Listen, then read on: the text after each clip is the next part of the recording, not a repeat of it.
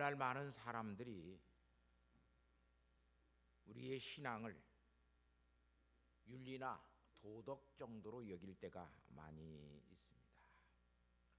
그러나 사실상 우리가 예수 그리스도를 믿는 우리의 믿음은 세상의 윤리나 도덕이 될 수가 없습니다. 그런데도 많은 사람들이 우리 기독교를 윤리와 도덕으로 여길 때가 굉장히 많이 있어요. 그래서 많은 사람들이 율법주의라고 하는 것을 굉장히 선호하고 살아가요. 그런데 사회가 번영하면서부터 1920년대부터 미국에는 신복음주의라고 하는 복음주의 운동이 일어납니다. 그 복음주의는 율법주의를 버리게 만들고 그 복음주의가 추구했던 것은 뭐냐면 가장 행복한 삶을 살아가는 것이 어떤 것일까? 믿음의 삶은 세상에서 가장 행복한 삶을 살아가는 것이다.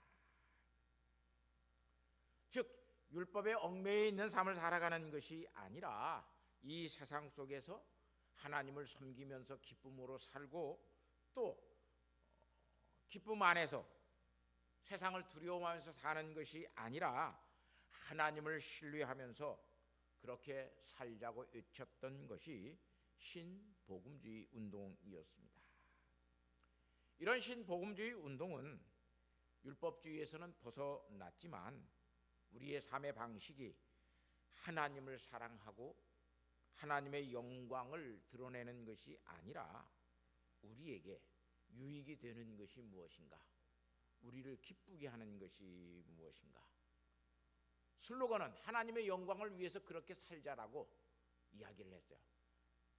하나님의 영광을 위해서 우리는 행복하게 살자라고 하는 것이 모토였고 슬로건이었지만 사실상 그것은 그렇게 신복음주의 운동이 예수 믿는 사람들을 그렇게 살도록 만들지 아니했어요. 조지 오웰이라고 하는 극작가가 있습니다. 그의 유명한 책 동물농장이라고 하는 책이 있는데 그 동물농장에 그런 세태적인 비유를 이렇게 비유합니다. 우리는 우리가 앉아있는 나뭇가지를 200년 동안 톱질해 왔다.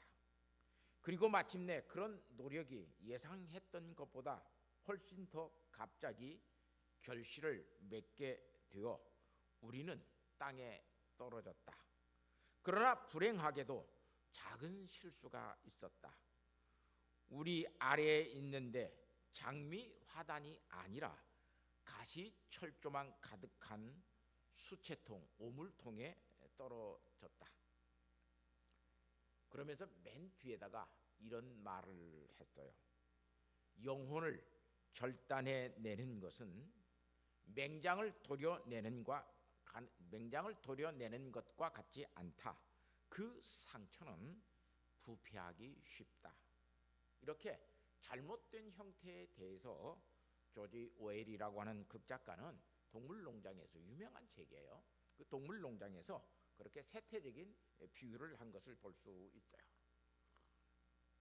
오늘 예수님도 유대인들에게 오늘 우리에게 이렇게 말씀합니다. 이 백성이 입술로는 나를 존경하되 공경하되 마음은 내게서 멀도다. 사람의 계명으로 교훈을 삼아 가르치니 나를 헛되이 경배하는도다라고 마가복음 7장 6절과 7절 앞에서 이미 예수님께서 유대인들에게 말씀하고 계시는 것을 볼 수 있어요. 이것은 이사야 선지자가 이스라엘 백성들에게 설교했던 이사야 29장 13절의 말씀을 다시 예수님께서 요즘 말로 말하면 리바이벌해서 이스라엘 백성들에게 유대인들에게 설교하고 있는 것이었어요. 다시 말하면 유대인들은 율법과 조항들을 잘 지키기 위해서 그런 것들을 세세하게 만들어서 잘 지키고 살았어요. 그런 율법적인 전통들을 지키면서 그들은 하나님의 계명은 사실상 교훈은 저버렸던 것을 알 수 있어요. 그래서 마가복음 7장 9절 말씀에 저버렸다고 이야기를 해요.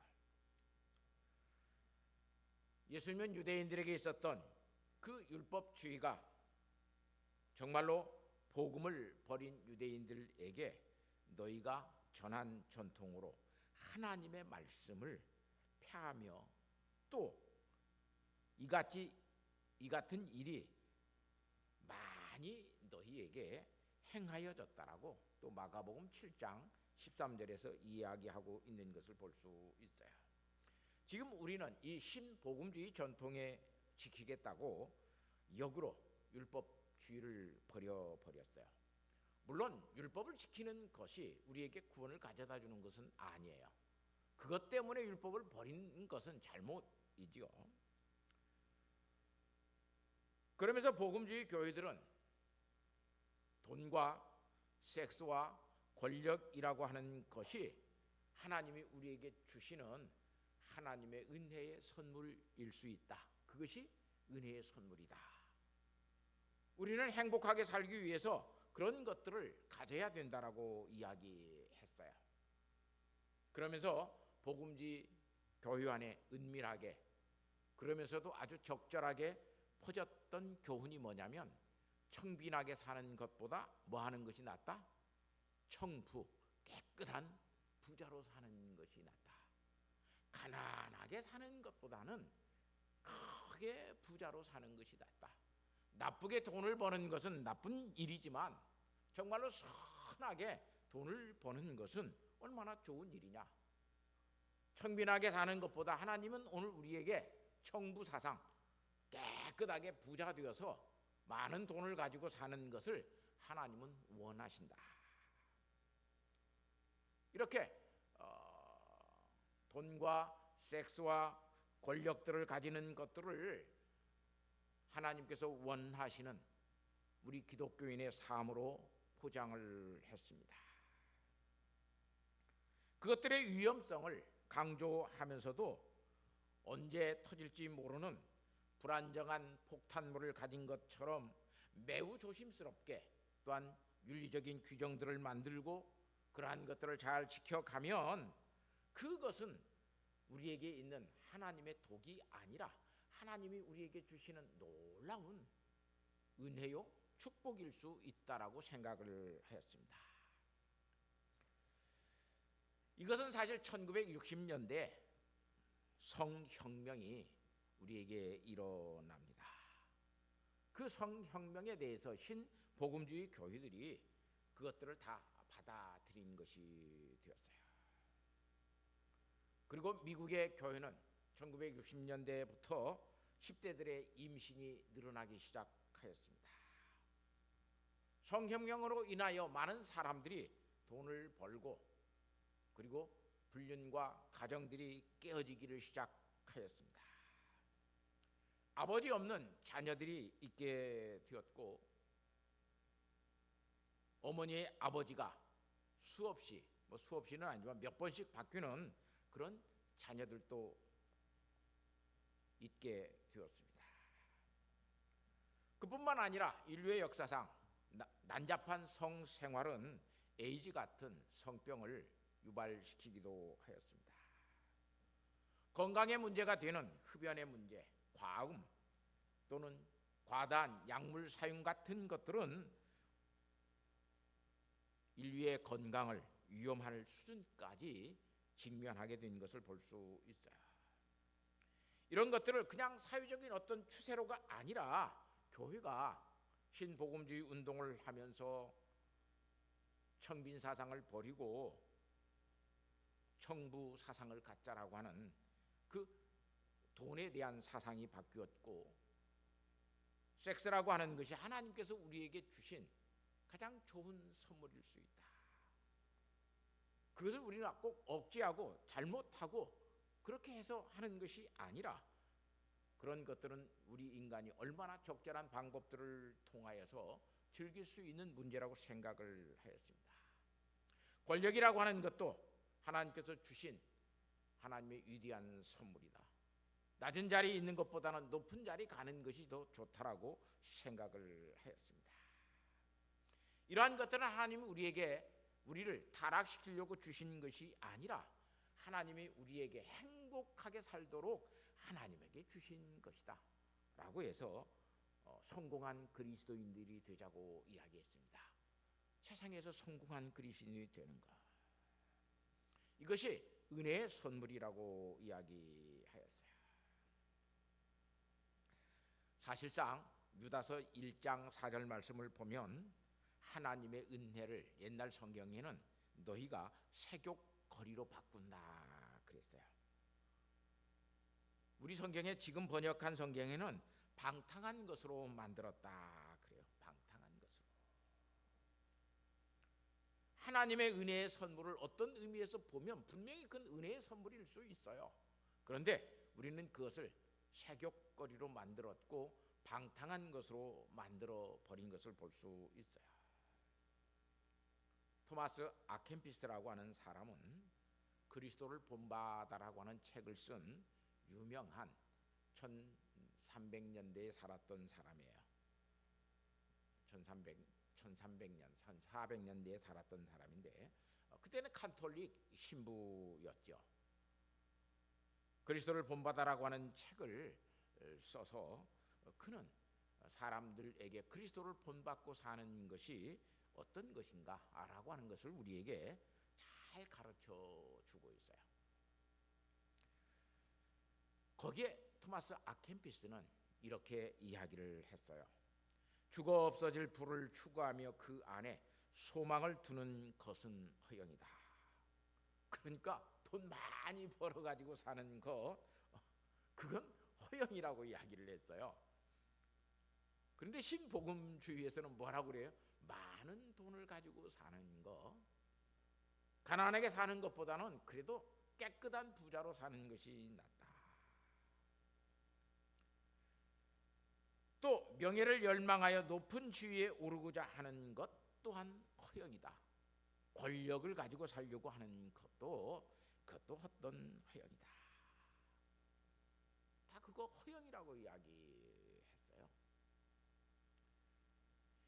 또 그뿐만 아니라 육신의 정욕, 다시 말하면 그 섹스에 대해서 육신의 정욕을 쫓는 것도 허영이라고 이야기를 했어요. 그런데도 신복음주의는 인간이 행복하게 살려면 뭐가 많아야 된다? 돈이 많아야 된다. 깨끗하게 돈을 버는 것은 나쁜 것이 아니다. 물론 나쁜 것 아니죠. 그래서 깨끗하게 정말로 돈 많은 부자 사람들이 사는 그것들을 교회가 원했어요. 그런데 사실 예수님께서도 누가복음 16장에 하나님과 재물을 겸하여 섬길 수 없다 그랬어요. 하나님을 사랑하든지 사람은 돈을 사랑하든지 둘 중에 하나예요.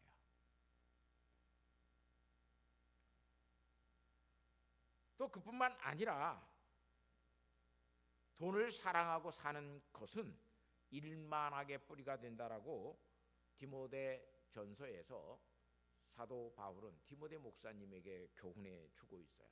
돈을 사랑하고 사는 것은 그건 일만하게 뿌리가 될 수 있다. 그런데 천부 사상을 갖고 살자라고 하는, 돈을 사랑하고 살자라고 하는 것이 기독교의 가르침이 되어져 버렸고, 이로 인하여 세상의 가장 하위적인 문화가 우리 기독교의 신앙적인 가장 상위적인 문화가 된 것을 볼 수 있어요. 그때부터 교회는 돈 많은 사람들이 다니는 교회가 되어졌고, 사람들의 인식 속에서는 교회 다니려면 그래도 뭐가 있어야 돼? 돈이 좀 있어야 돼. 이렇게 생각하는 풍조들이 시작된 것을 볼 수 있어요. 마가복음 7장 오늘 10절에서 13절 말씀을 보면 모세는 율법을 통해서 내 부모를 공경하라 그렇게 말을 해요. 어머니 아버지를 모욕하는 자는 하나님 앞에서 너는 죽임을 당한다고 이야기하였어요. 그런데 너희는 고르반 해놓고 이건 하나님 앞에 드림이 되었다라고 서원해놓고 아버지 어머니를 섬기지 않는 그 이스라엘 백성들의 모습을 보면서 너희가 믿음으로 사는 것은 아니다 그랬어요. 그리고 15절과 오늘 16절 말씀을 보면 무엇이든지 밖에서 사람에게로 들어가는 것이 그 사람을 더럽게 하는 것이 아니라 사람 안에서 나오는 것이 사람을 더럽게 한다고 그랬어요. 21절 말씀에 속에서 곧 사람의 마음에서 나오는 것은 악한 생각, 음란과 도둑질과 살인과 간음과 탐욕과 악독과 속임과 음탕과 질투와 비방과 교만과 우매함이니 이 모든 악한 것들은 다 우리의 마음 속에서 나오는 것이지 그것들이 사람을 더럽게 하는 것이지 싸구려 음식을 먹는다고 그 사람이 싸구려 사람이 되는 것이 아니고 더러운 음식을 먹는다고 해서 그 사람이 더러운 사람이 되는 것은 아니다. 너희의 마음속에서 나오는 것들이 그 사람을 더럽게 만든다고 이야기합니다. 왜? 그들의 마음속에 예수 그리스도, 다시 말하면 복음이 없기 때문에 그래요. 로마서 1장 그래서 28절 말씀에 사도 바울은 로마 교인들에게 그들의 마음속에, 다시 말하면 마음에 하나님 두기를 싫어하는 사람들은 하나님께서 그 상실한 마음대로 하나님께서 내버려 두사 그들에게 합당치 못한 일들을 하게 하였으니 곧 모든 불우, 추악, 탐욕, 악의가 가득한 자요 시기, 살인, 분쟁, 시기, 사기, 악독이 가득한 자들이라고 이미 말을 해놓고 있어요. 자, 예수님께서 사람의 마음속에서 나오는 그 악한 것들을 이야기하는 것과 사도 바울이 로마 교인들에게 하나님을 마음속에 두기 싫어한 사람들이 하고 있는, 나오는, 그 속에서 나오는 것들이 얼마나 일치하고 있는가 똑같아요.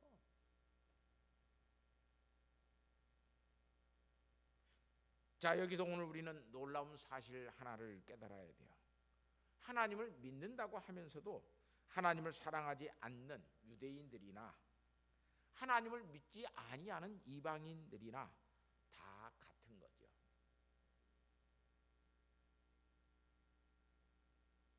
예수님은 그러한 상황을 극명하게 대조시키기 위해서 오늘 마가복음 7장 24절에 예수께서 일어나사 거기를 떠나 두로 지방으로 가셨다라고 그래요. 여기서 말씀하시는 이 거기는 갈릴리에 있는 게네사렛이라고 하는 그런 동네예요. 그 동네에서 예루살렘에서 예수님의 그 모든 것들을 보고 서기관들과 바리새인들이 왔어요. 지금 예수님은 유대 나라에서 아주 선풍적인 센세이션을 일으키고 있는 사람이에요. 이 사람이 메시아인지 몰라. 많은 사람들이 예수님에 대해서 그렇게 생각을 했어요. 그래서 이 예루살렘에서 서기관들과 바리새인들이 와서 정말로 예수님이 그런 사람인가를 알기 위해서 게네사렛까지 와서 예수님이 하는 일들을 봐요. 그리고 그들이 예수님에게 와서 당신이 정말 메시아라고 그런다면 왜 당신의 제자들에게는 장로의 전통들을 지키지 않게 합니까? 그들이 준행하지 아니합니다. 그게 뭐예요? 음식을 먹을 때 손을 씻지 않고 먹는다는 거야. 왜 그러한 이 율법의 전통들을 당신은 지키지 아니하게 제자들에게 그렇게 하십니까? 당신이 메시아라면 그 율법의 전통들을 잘 제자들에게 지키게 해야 할 것 아닙니까? 그럴 때 예수님께서 사람의 속으로 들어간 것이 사람을 더럽게 하는 것이 아니라 사람의 속에서 나오는 것이 사람을 더럽게 한다라고 말씀했어요. 그렇게 예수님께서 대답하시고 게네사렛을 떠나서 오늘 두로 지방으로 지금 가시는 거야. 이 두로 지방은 본래 12지파 중에 이 아셀 지파라고 하는 지파가 제비를 뽑아서 여호수아 당시에 얻었던, 아셀 지파가 그 땅을 점령하고 그 아셀 지파가 그 땅에서 살아가도록 만든 그런 땅이었어요. 여호수아서 19장 29절에 보면. 그런데 이때 이 두로 지방에는 이방인들이 살고 있었어요. 유대인들이 살고 있지 못했어요.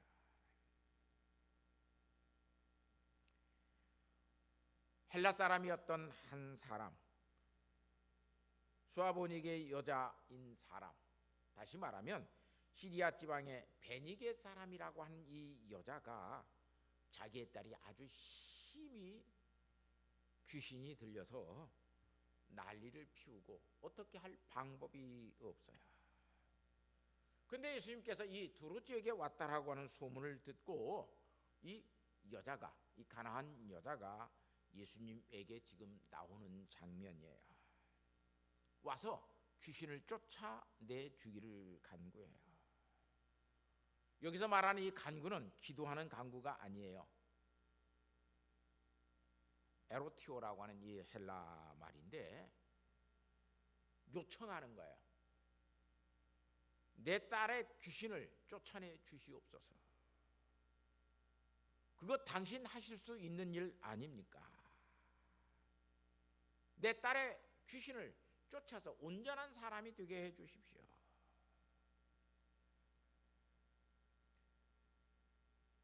마가복음에는 사실상 이 절박한 사정이 그렇게 세세하게 드러나지 않습니다.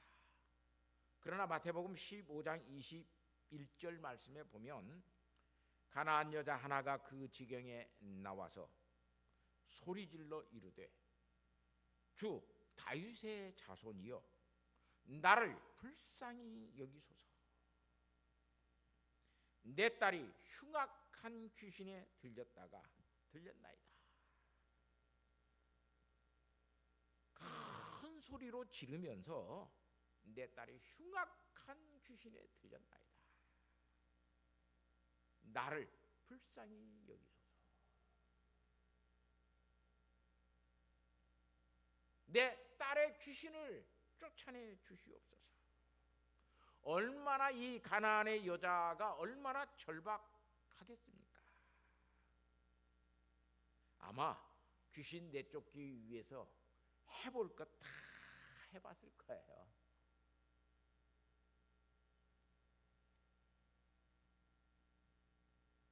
이 귀신 들리면 많은 사람들 중에 귀신 쫓아내는 방법 중에 하나의 방법이 그게 많이 유행돼요. 그게 뭐냐면 귀타법이라고 하는 법이에요.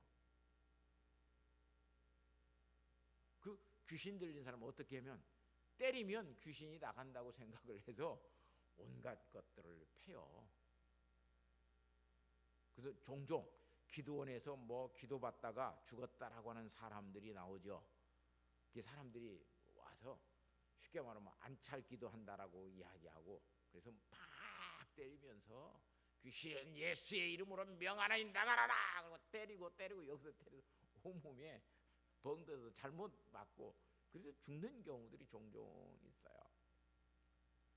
이런 것도 아마 이 여자는 했는지 몰라요. 그런데 귀신이 나가지 않습니다.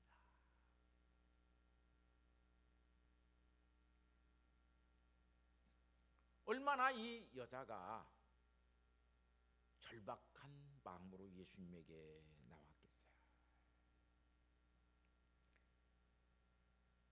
그런데 23절 말씀해 보니까 예수님은 한 말씀도 그 여자가 그렇게 외치는데 대꾸도 하지 아니하시고 그냥 가십니다. 철저히 무시합니다. 그러니까 이 여자가 계속 소리를 지릅니다. 제자들이 귀찮고 너무나 시끄럽어요.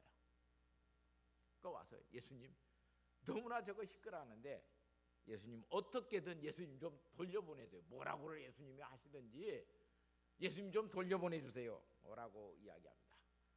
그러니까 예수님께서 마태복음 19장 24절에 뭐라고 이야기하냐면 참 이 이상스러운 말을 해요. 그 말씀은 오늘 우리가 읽은 누가복음에도 있어요. 나는 이스라엘 집에 잃어버린 양 위에 다른 데로 보내심을 받지 아니하였느니라. 여기는 지금 이방 지역으로 왔잖아요. 이방인들이 살고 있는 지역으로 예수님이 와서 나는 잃어버린 양, 이스라엘의 잃어버린 양 외에는 나는 다른 데로 보냄을 받지 아니하였다. 왜 그러면 두로 지방에 왜 오신 거예요? 근데 예수님께서 그렇게 말씀해요.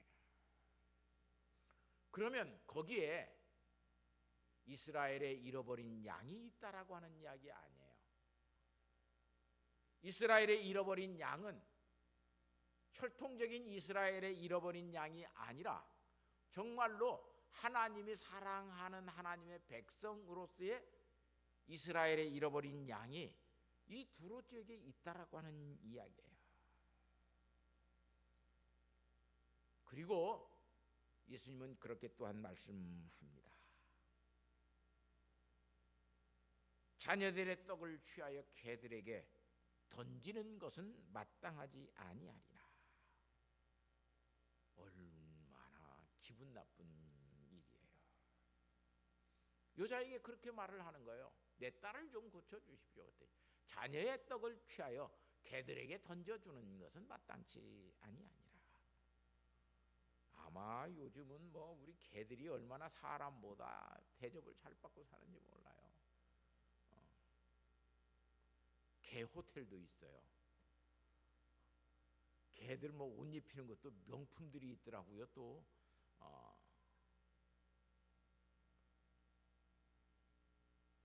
옛날 부잣집 개는 개팔자가 그래서 상팔자라고 그랬어요. 너무나 먹을 것이 없는데 부잣집 개들은 먹을 것이 많으니까 가난했던 우리 사람들은 참 부잣집 개가 상팔자구나.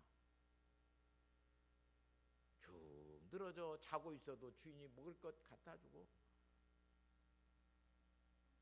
그렇게 한때는 개들이 정말 상팔자였는데 요즘은요 개들이 사람보다 위에요.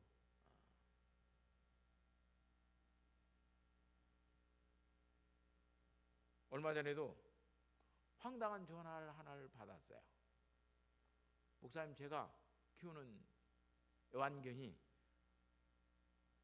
죽게 생겼는데 목사님 좀 기도 좀 해주세요.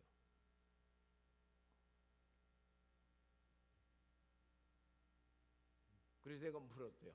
개에게 영혼이 없을 판인데 어떻게 기도를 해주겠나? 그 사랑하는 개를 사랑하고 있는 개가 죽어도 그 낙심하지 않도록 그 주인을 위해서는 내가 기도할 수는 있지만 하나님 앞에 개 살려달라고 이 시간에 내가 기도하는 것은 좀 그건 아닌 것 같다. 그랬더니 듣고 그러고 보니까 그러네요. 자, 그런데 지금 이럴 때 다 개들,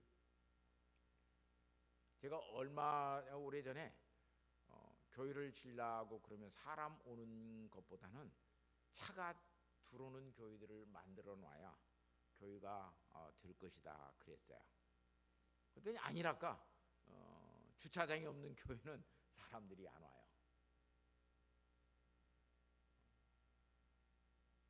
우리 교회를 칠 때도 여기 주차장을 사라고 오는 거예요.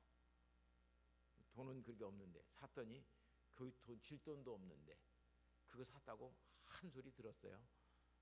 근데 이거 안 사놨으면 지금 어떻게 하겠어요? 이거라도 사놔야죠.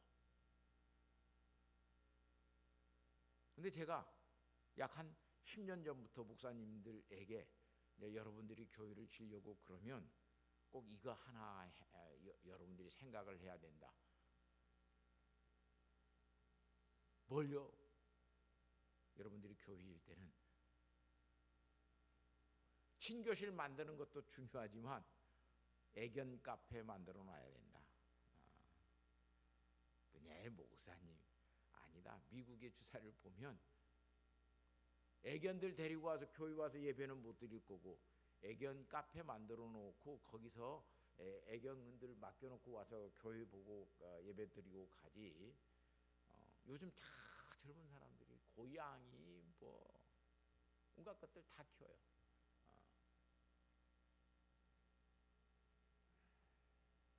지금 차 보험에서는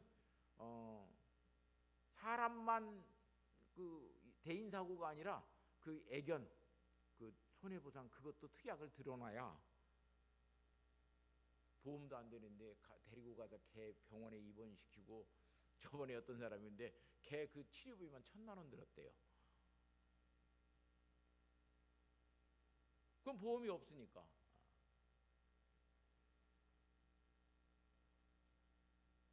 자, 그런데 지금 이런 사회 속에 예수님께서 와서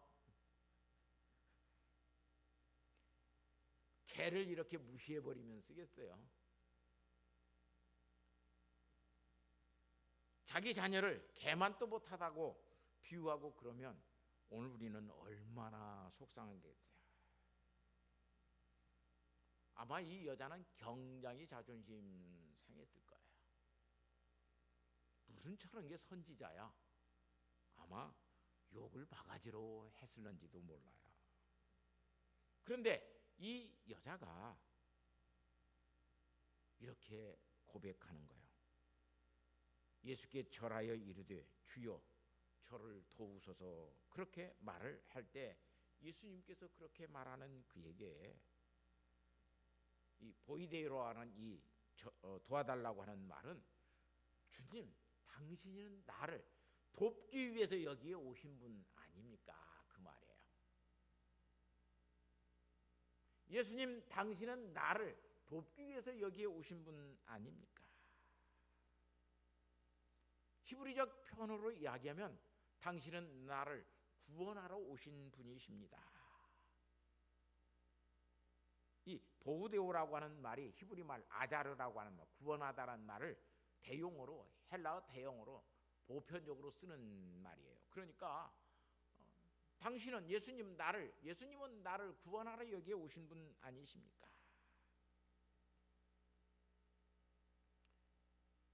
그런 예수님에게 사실상 개 취급을 받지도 못하고 개들에게 던짐이 마땅하다라고 개들에게 던지지 않는다라고 예수님께서 말씀하시니까 얼마나 속이 상해요. 아무리 귀신 들렸지만 내 딸을 개 취급을 해? 개보다도 못하다고 그래? 아마 이 여자는 낙심했는지 몰라요. 그런데 이 여자가 이렇게 이야기해요. 주여 올소이다. 주여 올소이다마는 상 아래 개들도 아이들이 먹던 부스러기를 먹나이다. 주여 올소이다. 요 성경을 읽을 때 생각나는 사람 없어요? 구약에 유다의 며느리 다말이 유다가 자녀가 컸는데 다시 형사 추수 제도를 해서 가게를 잇도록 해야 되는데 시아버지 이 유다가 그것을 하지 아니해요. 그러니까 이 다말이라고 하는 여자가 창녀의 모습으로 변복을 하고 시아버지 유다가 오는 곳에 앉아 있다가 거기에서 창녀의 모습으로 변장을 하고 유혹을 해서 시아버지와 잠자리를 해요. 그리고 내가 지금 뭐 이렇게 왔으니까 요즘 말로 말하면 화대라고 하는 것을 줘야 되는데 내가 양도 가지고 오지 않았고 그랬다. 그러니까 나중에 그걸 주시고 그걸 주신다고 할 때 도장끈하고 지팡이하고 그걸 내게 주십시오. 그래서 그걸 맡겨놓고 유다가 왔어요. 그리고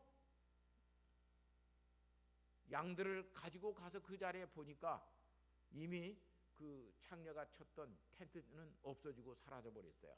친구들에게 이상해서 여기에 그런 곳이 있었는데 여기는 그런 창녀가 없는데 그리고 그냥 흘러서 10달이 지나가 버리고 들리는 소문에 유다의 며느리 다말이 배가 불러왔다라고 하는 소리가 들려요. 그러니까 이제 시아버지가 유다 다말을 불렀어요. 이거 누구의 덫을 뱉느냐?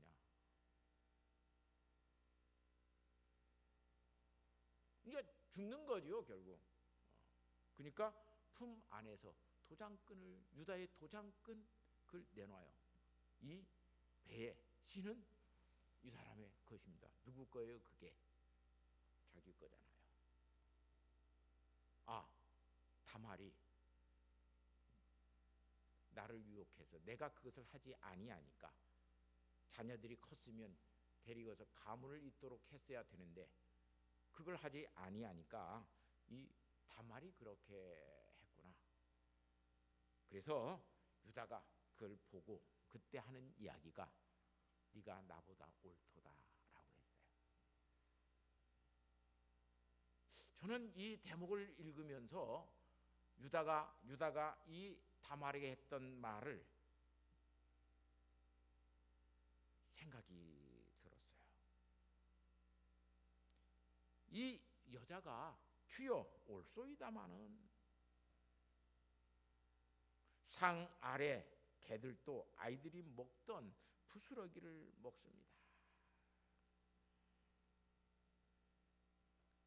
사랑하는 우리 성도 여러분, 하나님의 은혜를 구하고 사는 것은 특별히 사랑하는 사람에게는, 하나님을 사랑하면, 내가 어떤 대상을 사랑하면 그 사랑은 내 자존심을 넘어서서 있어요. 나를 무시한다고? 그게 아니에요.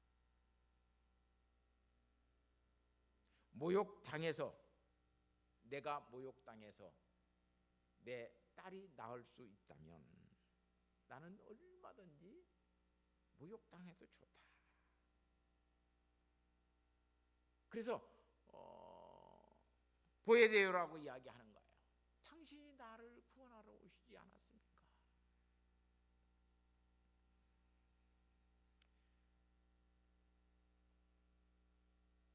우리는 하나님 앞에서 살아가는 모든 일들 속에서 그러면서 부스러기 하나라도 주십시오. 부스러기 하나라도 주십시오.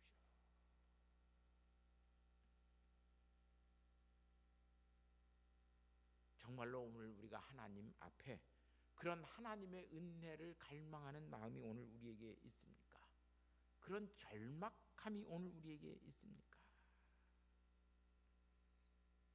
이 절박함의 크기가, 이 갈망의 크기가 사실상 믿음의 크기예요.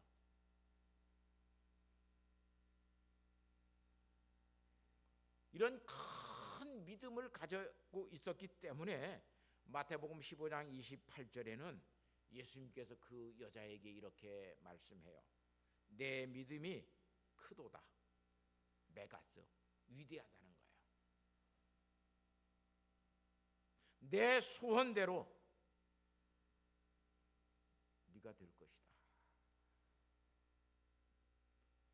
이 여자의 갈급함, 그 갈망의 크기가 예수님은 믿음의 크기라고 이야기해요. 가장 큰 믿음은 하나님께 은혜를 구하는 믿음이 가장 큰 믿음이에요. 그런데 오늘 우리는 하나님 앞에 은혜를 구하지 않습니다. 부스러기라도, 포시키움, 부스러지는 빵가루예요.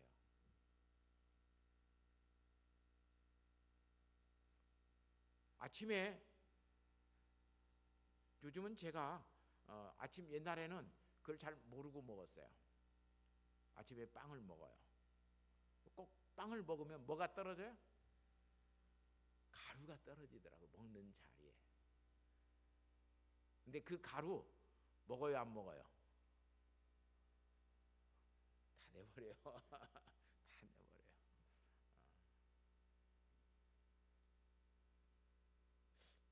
그래서 요즘은 이 설교를 준비하면서 야, 이 은혜를 구하는 거구나.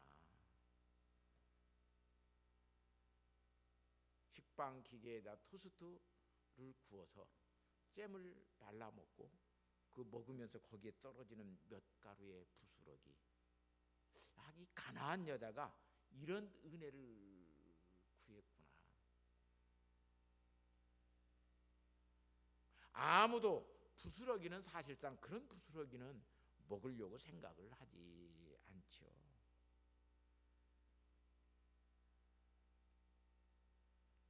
그런데 그런 부스러기라도 내게 주십시오.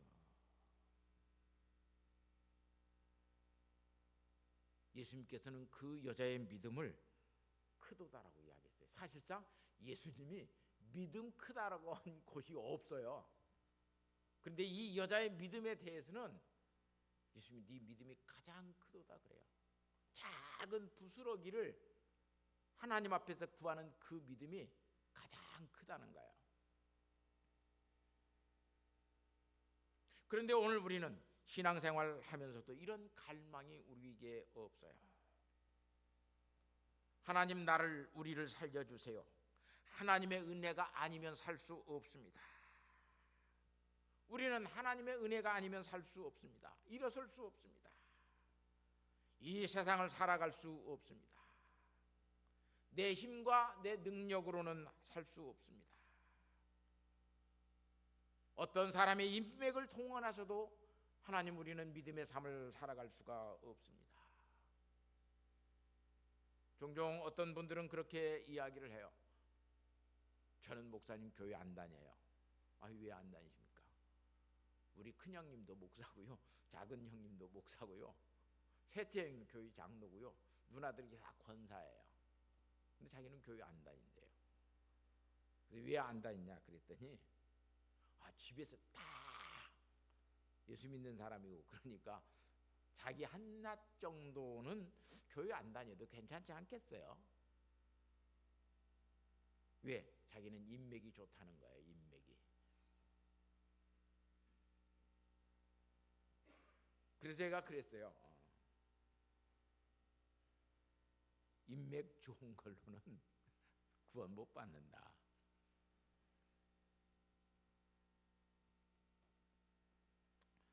지금 오늘 우리에게는 이런 갈급함이 없기 때문에 얼마든지 오늘 우리는 교회 다니다가 쉽게 낙심해 버립니다. 기분 나쁘다고 낙심하고, 목사의 설교를 은혜 받지 못한다고 낙심하고, 교회 사람들과 자기의 관계가 별로 좋지 않다고 낙심하고, 교회에 갔더니 사람들이 친절하지 않다고 낙심하고, 오랫동안 교회를 다녀도 자기 자존심 한 번만 상해버리면 그냥 낙심할 때가 굉장히 많습니다. 우리 한국 교회에 이런 영적인 목마름이 없습니다. 그래서 교회 다니면서 감정에 예민한 사람들은 자기 감정 상했다고 교회 안 다닌다고 그럽니다. 좀 지성적인 사람, 많이 배운 사람들에게는 교회에서 무슨 배울 것이 있냐라고 교회 안 다닌다고 이야기합니다. 목사님, 교회에서 뭘 배울 것이 있어요? 가장 교회 다니는 사람들이 비과학적이고 비상식적이고 비윤리적이다 그래요. 근데 사실상 할 말은 없어요. 제가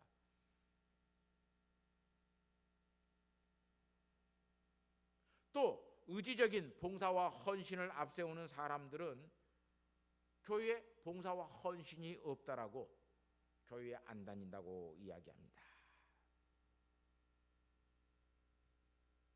한마디로 말하면 예수 믿는 사람들에게 교회는 이제는 더 이상 배울 것도 없다라고 이야기합니다.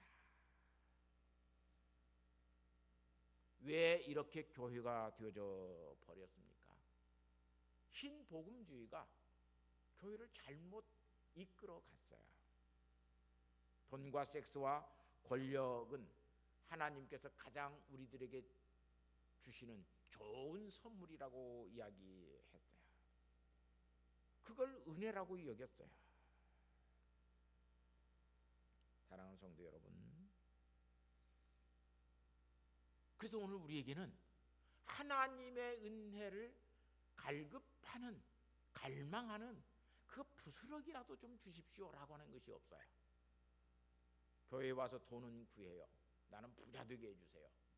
나는 재밌게 사는 사람이 되게 해주세요. 나는 높이 올라가는 사람이 되게 해주세요. 성공한 사람이 되게 해주세요. 이것은 우리가 구하는지 모르지만 정말 하나님 앞에서 영적인 목마름을 가지고 하나님 앞에서 구하는, 떨어지는 그 부스러기라도 내게 좀 주십시오 라고 하는 영적인 목마름이 우리 교회에, 저와 여러분에게 없다라고 하는 사실이에요.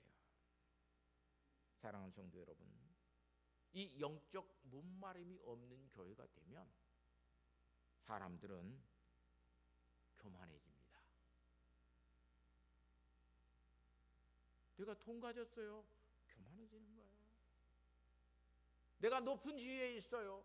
교만해지는 거예요.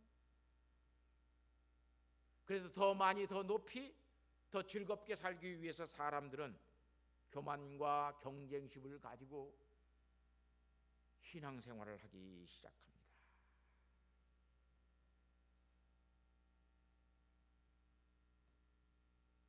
우리가 그러고 있어요, 지금.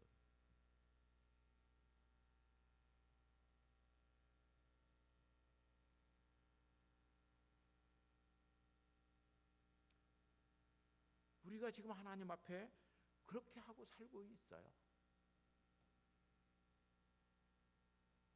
하나님의 은혜라고 하는 것은, 그 하나님의 은혜에 충만한 것은 하나님 앞에 부스러기의 은혜라도 구하는 사람이 되었을 때에 하나님의 은혜의 충만을 경험할 수 있어요. 우리에게는 하나님의 은혜가 아니면 살 수 없다라고 하는 그 갈급함이 있어야 돼요. 나는 돈도 많이 있고, 나는 배웠고, 나는 모든 것들과 높은 사람, 나는 그래서 하나님의 은혜 필요 없어. 이렇게 사는 사람은 사실상 하나님의 은혜를 알지 못하는 사람이에요. 두 번째는 철저히 이 여자처럼 주여 나를 도우소서 그래요. 그 마음이 없으면 오늘 우리는 하나님 앞에 살아갈 수가 없어요. 그래야 부스러기의 은혜라도 구하는 사람이 되어져요.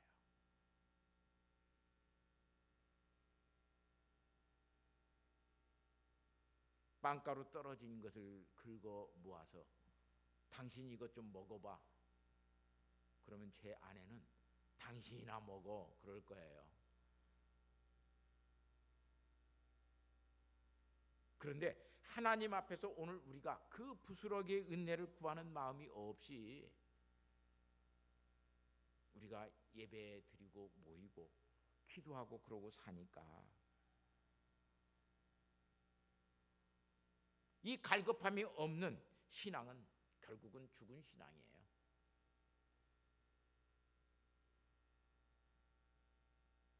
하나님의 이런 은혜를 저버리게 되면 우리의 신앙은 아주 작아져요. 사랑하는 성도 여러분, 부스러기의 은혜를 구하는 믿음의 사람, 가장 작은 것이라도 하나님 앞에서 그것이 얼마나 큰 은혜를 우리에게 주는가를 아는 그 믿음의 사람이 되는 것, 얼마나 귀한 축복인지 몰라요. 우리의 심령이 하나님 앞에 아주 작은 것이라도 구할 수 있는 믿음의 사람이 되어지고, 그렇게 하나님 앞에 영적인 목마름을 가지고 사는 저와 여러분이 되어져서 정말로 하나님께서 우리에게 부스러기로 던져주는 그 은혜의 그 충만함을 누리고 사는 저와 여러분이 되어지는 귀한 우리 성도들 되시기를 바랍니다. 그 믿음으로 사는 우리 교회, 그런 성도들의 삶이 될 수 있도록 하나님 앞에 우리는 깨어 있고 그렇게 하나님 앞에 간구하고 하나님의 은혜를 누릴 수 있는 복된 성도들 되시기를 예수님의 이름으로 부탁하고 축복합니다. 이 시간 내게 하나님의 부스러기 은혜를 하나님 구하는 그 갈급한 마음, 그 심령을 내게 주십시오. 하나님 앞에 기도하는 우리 성도들 되시기를 바랍니다. 좀 반주해 주세요. 1, 2분, 2, 3분 기도하겠습니다. 하나님 아버지 감사합니다. 하나님께서 저희들을 지켜주시고 아버지 하나님 그 은혜의 회복을 저희에게 주셔서 믿음으로 살게 하여 주시며 아버지 하나님 우리에게 하나님 앞에 엎드려서 주님 간구할 수 있는 주의 종들이 되게 하여 주옵소서. 아버지 하나님 우리는 너무나 배부르고 우리는 너무나 쾌락적으로 살고 우리는 너무나 정욕을 위하여 살아갈 때가 너무나 많습니다. 아버지 하나님 육신의 배는 부르고 아버지 하나님 영혼의 배는 고파가도 우리에게는 아버지 하나님 갈급함이 없습니다. 주여 아버지 하나님 우리를 회복시켜 주시고 깨닫게 하여 주시고 우리를 살려 주셔서 그 부스러기의 은혜라도 내게 주십시오. 엎드릴 수 있는 믿음의 사람 되게 하여 주옵소서. 아버지 하나님 함께 하여 주시고 아버지 하나님 그 믿음의 모든 것으로 회복시켜 주셔서 아버지 하나님 은혜 충만한 사람, 아버지 하나님 부스러기의 은혜를 구하는 살아있는 신앙의 사람이 되어지는 귀한 은총을 베풀어 주옵소서.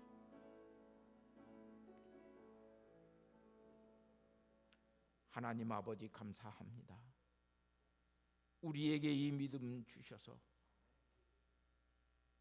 자존심으로 신앙생활하지 않게 하시고 율법과 도덕으로 신앙생활하지 않게 하시고 세상의 성공을 추구하는 성공주의 신앙으로 신앙생활하지 않게 하여 주시고 하나님의 작은 은혜가 그 은혜를 구하는 믿음이 나를 살리고 교회를 살리고 아버지 하나님 우리의 모든 것들을 살려내는 하나님의 은혜 충만한 것들이 되어지는 것을 깨닫게 하여 주셔서 주님 하나님의 은혜를 구하는 믿음의 교회가 되게 하여 주시고 믿음으로 사는 성도들 되게 하옵소서.